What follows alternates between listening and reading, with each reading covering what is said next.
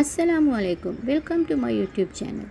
இன்றைக்கி சரியான க்ளூமியான கூலான மழை நாள் உண்டு. ஸோ ஸ்பைஸியாக என்னமாலும் தின்னணுன்ற ஆசையாக இருந்துச்சு. அதுதான் இன்றைக்கி பன்னீர் பட்டர் மசாலா செய்வோம்னு எடுத்தேன். அதுக்கு தேவையான பொருள் ஒரு பிக் டொமாட்டோ, 2 பிக் ஆனியன்ஸ், இல்லாட்டி 3 ஆனியன்ஸ் எடுத்துக்கோங்க. மற்றது க்ரீன் சில்லி, கார்லிக், ஜிஞ்சர், இதுவரை தான் இதுக்கு தேவையான சாமான்.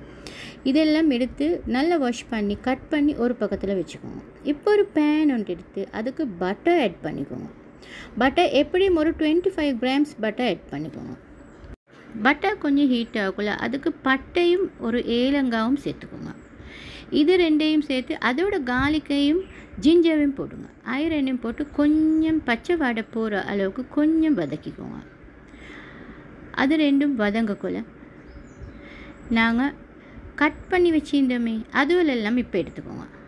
ஆனியனை போடுங்க, அதோட க்ரீன் சில்லியை போடுங்க, அதோட டொமாட்டோவையும் போடுங்க. எப்போவுமே நாங்கள் குக் பண்ண போக்குள்ள பக்குவமாக எல்லாத்தையும் நாங்கள் செஞ்சுக்கொள்ளணும். அப்போ தான் அதோட டேஸ்ட் வரும். நல்லா வதங்க வைக்கணும், அவிக்கணும், எல்லாம் போட்டு டக் டக் டக்குன்னு இதாக்கினா ஒரு டேஸ்ட்டுமே வராது. ஸோ இதை கொஞ்சம் பச்சை வாடை போகிற அளவுக்கு கொஞ்சம் நாங்கள் லிட்டால் கவர் பண்ணி தான் வதக்கணும். ஸோ இப்போ இது கொஞ்சம் வதங்கிருச்சு. இது வதங்கினத்தை நாங்கள் என்ன செய்யணும்னா கிரைண்டர் ஜாரில் போட்டு கொஞ்சம் கிரைண்ட் பண்ணி எடுத்துக்கணும். அதோடு நான் இதுக்கு சப்பாத்தி தான் ரெடி பண்ணுறேன். ஸோ இந்த சப்பாத்தியும் அடுத்த அடுப்பில் வெந்து கொண்டு இருக்குது. நெக்ஸ்ட் நாங்கள் இப்போ இதை நல்லா ஆற வைக்கணும். ஆற வச்சு தான் கிரைண்டரில் போடணும். ஏண்டா ஹீட்டோடு போட்டால் சரியான கஷ்டம், கைக்கும் கஷ்டம். ஸோ நல்லா இப்போ நான் ஆற வச்சுக்கிறேன். ஆற வச்சு இதை நல்லா பாருங்கள் கிரைண்ட் பண்ணி எடுத்துக்கிறேன். பேஸ்ட் மாதிரி எடுத்துக்கிறேன். ஆனியன், டொமாட்டோ எல்லாம். இப்போ மறுபடி நாங்கள் அதே பேனை வச்சு அதுக்கு கொஞ்சம் ஆயில் ஊற்றுவோம். ஒரு 2 டேபிள் ஸ்பூன் ஆயில் ஊற்றி பே லீவ்ஸ் இருந்தால் பே லீவ்ஸ் போட்டுக்கோங்க. அப்படி இல்லாட்டி கறி லீவ்ஸ் எதாக இருந்தாலும் பிரச்சனை இல்லை. இப்போ நான் அந்த 3 ஆனியனில் ஒரு ஆனியனை வந்து சாப் பண்ணி வச்சேன். அந்த சாப் பண்ணி வச்ச ஆனியனையும் நான் எடுத்த க்ரீன் சில்லியையும் இதுக்கு போட்டுக்கோங்க. போட்டு நல்லா இது கொஞ்சம் வதங்கணும். கொஞ்சம் அந்த ப்ரௌன் கலர் ஆக மட்டும் நல்லா பெரட்டி வதக்கிடுவோங்க. இன்றைக்கி சரியான இருட்டான நாள் உண்டு. சரியான இந்த குக் பண்ணுறதுக்கும் கொஞ்சம் ஒரு லேசியாக தான் இருந்துச்சு. ஸோ என்ன செய்ய, நல்லா ஒரு ஸ்பைஸியாக தின்னணும்னு ஆசை சுட்டி வந்துட்டேன். இதுக்கு சால்ட்டை ஃபஸ்ட்டுக்கு ஆட் பண்ணிக்கோங்க. அடுத்தது கரம் மசாலா கொஞ்சம் ஆட் பண்ணிக்கோங்க.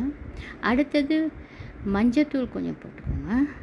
அதுக்கு பிறகு சில்லி பவுடர் உங்களுக்கு காரம் எவ்வளோ தேவையோ அந்த அளவுக்கு போட்டுக்கொண்டா சரி. நான் கரம் மசாலா வந்து 1 ஸ்பூன் தான் எடுத்தேன். சில்லி பவுடரும் 1 ஸ்பூன் தான் எடுத்தேன். இது நல்ல காரம் சுட்டி அந்த அளவு எடுத்து இதை கொஞ்சம் வதங்கணும். இது கொஞ்சம் வதங்கி வரக்குள்ள நாங்கள் அரைச்சி வச்ச பேஸ்ட்டை இதுக்கு போடணும். பன்னீர்னாவே வீட்டில் எல்லாருக்குமே மிச்சம் பிடிச்ச சாமானம். நான் பன்னீர் எப்பயும் வீட்டில் தான் செய்கிறது. இப்போ நான் செஞ்சு வச்ச பன்னீரை வச்சு தான் நான் இந்த கறியை செய்ய போகிறேன். நான் இப்போ இந்த கிரைண்ட் பண்ணினதை இதில் போட்டுக்கொண்டேன். இதில் போட்டு இதை நல்லா மிக்ஸ் பண்ணுங்கள். இப்போ இன்னும் இந்த பிளெண்டர் ஜாரில் கொஞ்சம் ஈக்குது.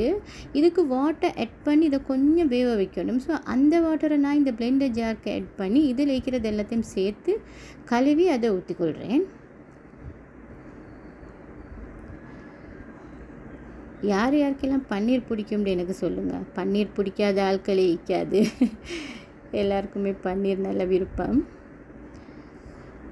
இதே மாதிரி சிக்கனும் இந்த குக் பண்ணிலும் சிக்கனும் பட்டர் சிக்கன் இப்படி குக் பண்ணினா நல்ல டேஸ்ட் ஆகிக்கும். கொஞ்சம் ஸ்பைசி ஆகிக்கணும். ஆனால் அப்போ தான் தின்னலும். இதைக்கு பன்னீர் நான் இது வந்து 1/2 லிட்டர் மில்க்குக்கு செஞ்சு வச்ச பன்னீர் தான் இது. அதை நாங்கள் இப்போ இந்த டைமில் அதில் போட்டுக்கொள்ளும். இப்போ ஒரு 2 மினிட்ஸ் மட்டும் இது வெந்திச்சு இந்த கறி. வாட்டர் ஆட் பண்ணி அதில் நாங்கள் போட்டு நல்லா மிக்ஸ் பண்ணி சிம்மில் இன்னொரு 2 மினிட்ஸ் வச்சா பன்னீர் கறி ரெடி. எங்களோட அம்மா எல்லாம் சொல்லுவாங்க, முந்தையெல்லாம் தெரிஞ்சது யாருக்குமே சொல்லி கொடுக்க மாட்டாங்களாம், ரகசியம் அவங்களே செய்வாங்களாம். இதுக்கு ஃப்ரெஷ் மில்க்கும் கொஞ்சம் ஆட் பண்ணிக்கோங்க. ஆனால் நாங்கள்டா அப்படி இல்லை, நாங்களும் தெரியாதது யூடியூப்பில் பார்த்து செய்கிறேன். நாங்கள் செஞ்சதையும் ஷேர் பண்ணிடுறோம் மற்றவங்க பார்க்க சொல்லி. இப்போ இந்த பன்னீர் கறி ரெடி ஆகிடுச்சு. இதில் நான் எதுவுமே எடிட் பண்ணலை. ஸோ உங்களுக்கு இந்த ரெசிப்பியை ஃபாலோ பண்ணி தாராளமாக செஞ்சு கொள்ளலும். இப்போ நான் இந்த பன்னீர் கறியை டிஷ்ஷுக்கு சர்வ் பண்ணினேன். இந்த பன்னீர் கறி எப்படி இருக்குன்னு பாருங்கள் ஃப்ரெண்ட்ஸ். உங்களுக்கு பிடிச்சிருந்தா இந்த பன்னீர் கறிக்கு ஒரு லைக் தாங்க. இதை முதல்ல பார்க்குறவங்க யாராலும் இருந்தீங்கண்டா சப்ஸ்கிரைப் பண்ணுங்கள். இதை ஸ்கிப் பண்ணாமல் ஃபுல்லாக பாருங்கள். ஜஸாக்கல்லாஹ் ஹைரா.